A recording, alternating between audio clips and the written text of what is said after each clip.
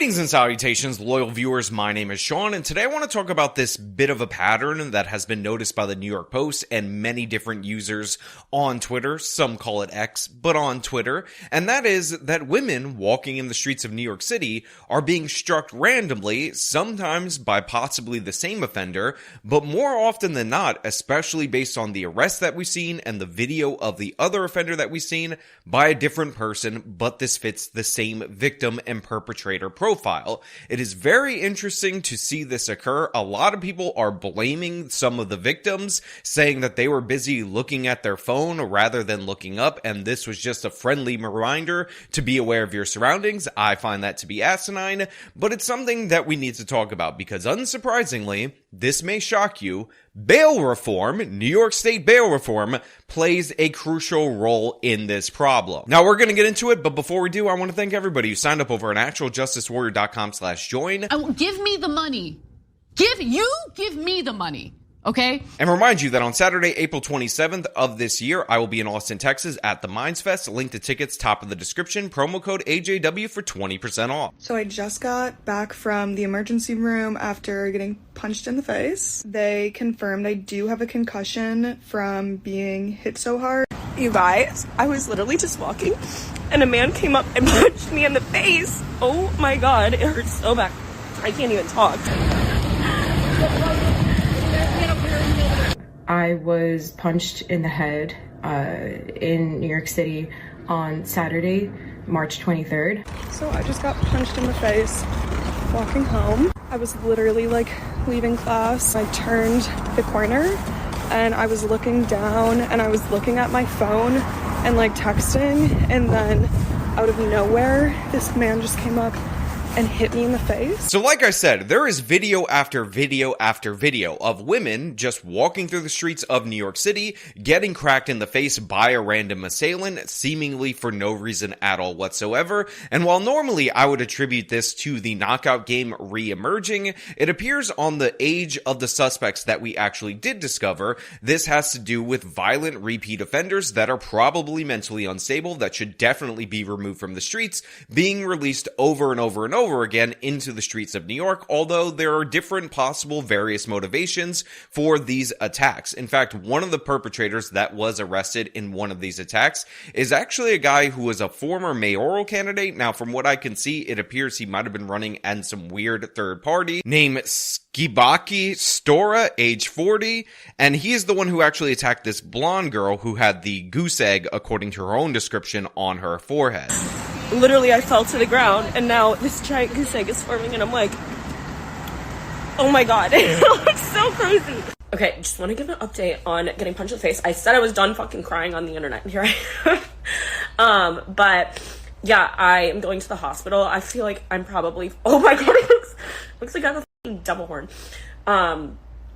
Honestly, that's kind of fitting. Anyway, yeah, I was just walking on the sidewalk and my head was down. I was looking at my phone, just sending an email, but there was so much room on the sidewalk and literally nobody was around. And I guess this man, I don't know if he punched me or if he elbowed me. I literally passed out. So I don't really remember, but I think he just was really mad that my head was down. He was walking a dog.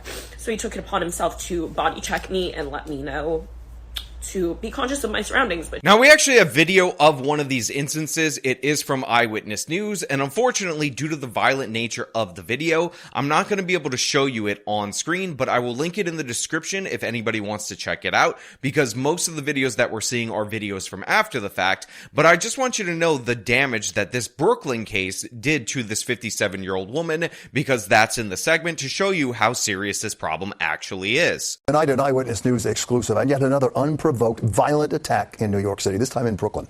A vicious sucker punch out of nowhere yesterday to the face of a woman as she was just walking down the street in Crown Heights. Tonight, she's talking through her injuries to Eyewitness News reporter Stefan Kim. Now look, there are video after video of different women. A lot of them fit the same profile, young, attractive, white women walking through the city. But this one in particular I wanted to highlight because it's being covered on the local news. You can actually see the vicious nature of the attack if you click the segment in the link in the description under where it says sources. But also, we learned that this person is going to get a same-day release because this crime is not bail eligible, meaning that they can't even charge him a minuscule bail, let alone remand him to custody, despite the fact that this is a serious violent attack, and she got her jaw broken, out for 6 weeks, not able to eat food that's solid, had to eat through a straw, but this guy needed a guaranteed same-day automatic release because he's such an innocent angel Aladdin, and we see members of the New York City Council that voted to defund the police, by the way, that campaigned on defunding the police,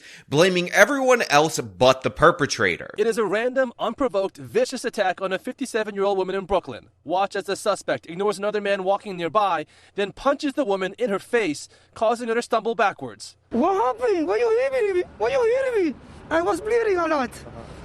I'm so scared, I'm so afraid. Dulce Petrarca was on the receiving end of that punch. Her mouth now wired shut, her face fractured in several places, drinking food out of a straw for 6 weeks, permanent damage to her lower lip, 3 teeth knocked out, and she might need surgery. So Tiffany Kaman, who describes herself on her Twitter as a queer abolitionist, I wonder what that means, New York City Council member repping District 22 in Queens, if our only response to the string of violent attacks against young women is to punish the assailants, after the fact, we will be failing the survivors and the broader public. We urgently need to invest in violence prevention and hashtag support survivors, including with cash assistance. So Tiffany Kaman, from a New York City constituent, from me to you, I just want to say directly so you can understand this, you need to shut up. Shut your face. You call yourself an abolitionist. You want to abolish the police. You want to abolish prisons. You advocate for the policies that release these repeat offenders over and over and over again. And you have the gall, the audacity to tweet out that we shouldn't only think about punishing these perpetrators.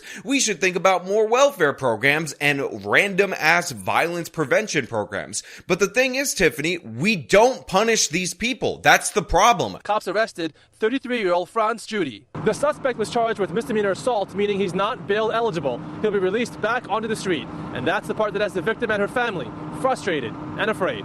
We don't even have consequences. It's not that that's what we're only doing. We're not doing that thing. And guess what? If you remove these people from the streets, these serial sucker punchers, they won't be sucker punching people in the streets. I know that's a foreign concept to you. I know that's a bit confusing. I know you might want to crunch the numbers on whether or not if somebody's not on the streets, they can punch somebody in the face on the streets. But trust me, I assure you, it is in fact the case. So absolutely useless member of the city council. But guess what? We got another useless member of the city council that's also in favor of defunding the police. And she decided that she was going to tweet out, where are all the men calling this out? Because the issue of these random repeat offenders, the guy who broke that woman's jaw, 7 prior arrests. They're going to release him automatically due to bail reform, due to policies that this city councilwoman herself supported. She is on a list of 2021 candidates that back defunding the police. She talks about how, we can't do prevention and crime and all that. We got to remove it from the budget and put it into welfare programs. This is the consequences of your actions. And while I'm calling it out, while I'm highlighting it,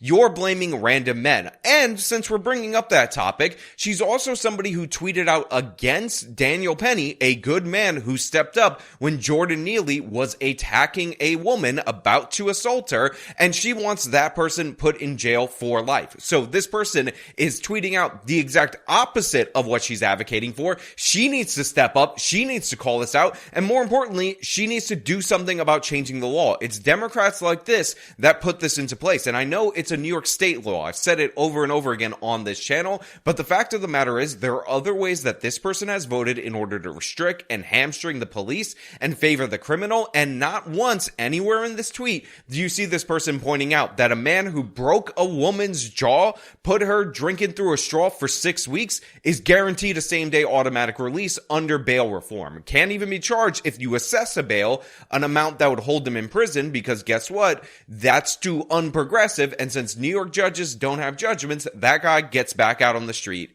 anyway. 33-year-old Franz Judy. The suspect was charged with misdemeanor assault, meaning he's not bail eligible. He'll be released back onto the street. And that's the part that has the victim and her family frustrated and afraid. Every time I see my man, I cross. I don't want to be close to nobody. I'm very afraid, yes.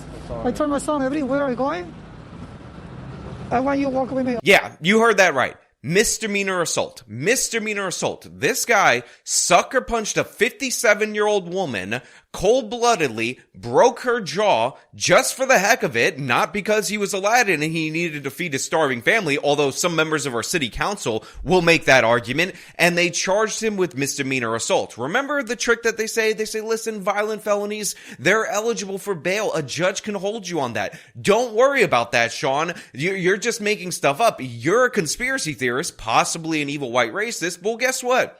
They downcharge these individuals. They reduce that all the time, even though this was a vicious assault, in order to get people released. The judges are always incentivized and by law required to use the least restrictive means possible, but options like this end up taking it completely out of their hands. So this guy can continuously sucker punch people over and over again, break a few more old ladies' jaws, and maybe, just maybe, we'll consider an ankle monitor for him. So, we could at least track him in real time as he's attacking other women. And that's what we see with all of these suspects. And these are the ones that they arrest, by the way. He's being charged with assault 3, now with a felony, because there's no intent. So therefore, he's being just charged with that. He has 7 prior arrests for assault charges, and he's out in the street. According to some of these videos, the police, in order to avoid actually taking a report, will tell the victims that, it's going to be a pain in the ass and you have to go into an ambulance and all that stuff in order to never have this crime actually reported to law enforcement, which of course makes it look like crime go down in New York City rather than go up. Now, while this is happening, at the very same time that this is occurring, remember, in New York City, our weapons regulations are so restricted, you can't even carry pepper spray if you're a woman. You can't even have something that is non-lethal in order to protect yourself. So I have fallen victim to the men in New York City lifting an elbow or trying to punch innocent girls on the street, except I wasn't on my phone. I was with my coworkers walking in Times Square. I literally just got punched by some man on the sidewalk. He goes, sorry, and then punches me. So just think about how absurd that is. If you're a woman, you hear all these reports, you're worried, you want to arm up, you try to get a firearm, damn near impossible, let alone the separate permit that you need in order to carry said firearm. Well, you're like, okay, let me go to a taser. Good luck with that one. You can't even get one shipped inside New York City unless you know some sketchy methods, which I'm not going to talk about on this channel. So you're out on that one. But what if you want to go less lethal? You want to go pepper spray? Well, guess what? If you have pepper spray on you and you're a woman, you can be arrested for that. You can be charged with that. And that's not even to mention the fact that if you were to use the pepper spray, that is an additional escalated charge. So these guys are allowed to sucker punch you in the face over and over again, give you black eyes, give you concussions, all manner of injuries, break your jaw, 6 weeks, again, on a straw, same day automatic release, and they're totally fine. That's no big deal. Honestly, from our representatives, we have to invest more in violence prevention. Those guys need midnight basketball in order to prevent them from cracking women in the face at 2 o'clock in the afternoon, because what are they going to possibly do with their time except for punch women in the face? Aren't they the victims? Pay no attention to the woman who has a broken jaw, which honestly is easy because she can barely talk because that guy broke her jaw. That's not the issue. But if you defend yourself, if you pepper spray, if you cause that guy discomfort when he's attacking you after he sucker punches you and he comes back for a second shot, you're the criminal. We need to arrest you. We need to give you the Daniel Penny treatment, because how dare you consider defending yourself? What you need to do is take ever decreasing amounts of police on the street, disarm yourself even further, get random bag checks by the National Guard in the subway, really preventing the crime right there, really changing the hearts and minds of New York City, while the criminals run free, while they get same-day automatic release, while district attorneys go out of their way to lower charges just so they never have to incarcerate anyone for anything. That's the way the system works. That's what's going on in New York City. And if you're not mad, you're not paying attention. Now, before you say, you voted for this, you deserve this, which is always the constant internet brain comment that I always get, I just want to point out, we actually don't know how any of these people voted. In fact, in the last gubernatorial election, we saw major moves across the board in terms of the Republicans, specifically on the issue of crime. Lee Zeldin came within 5 points of Governor Hochul on this particular issue. And we also saw big movement among Latinos. So that woman who broke her jaw, she might have voted for Lee Zeldin based on all the other crime stories in Brooklyn, not to mention the fact it is an insanely stupid tactic to throw it in somebody's face that they're responsible, to laugh at them as they are in pain. Now we can point this out. We can say, hey, look, this is why this is happening. These are the policies. You should vote differently, but don't come off mocking. Don't attack these people. You can bring people over to your side with more compassion, more understanding, while acknowledging that yes, the politicians that a lot of these people voted for, whether they thought they were going to do this or not, ended up implementing these policies. Let's be smart about our tactics. Let's make moves. Let's go forward rather than just try to get a cheap political win as we watch our societies crumble. But hey, you know what? Those are just my thoughts. Let me know your thoughts down in the comments below. If you like this video, then show them by leaving a like, subscribe for more content, follow me on all my social media, support me via the support links in the description of this video. This has been me talking about the sucker punch epidemic. Till next time.